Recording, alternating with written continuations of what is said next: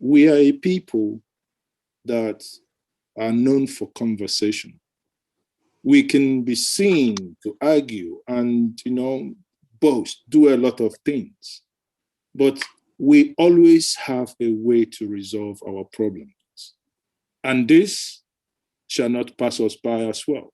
As Chidi said, which got me a little bit worried at the beginning, that if these things are not handled well, we might be heading towards what is currently happening in the Northeast. People, I must tell us and I must encourage us, let us leave no stone unturned.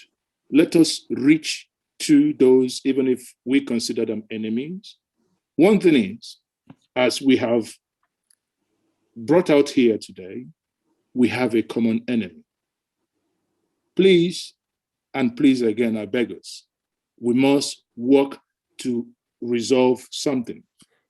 There is something I always say, and I will repeat that again. For those of you who do not understand Igbo, apologies. But I will tell us free of charge. Ihe edozi ana Igbo, mee ka ana Igbo wee dị mma, ma nchekwa ana Igbo abụrụ ihe a na-ekwu n'ilo. It takes a lot. On that note, I will say thank you very much and have a wonderful evening, everyone.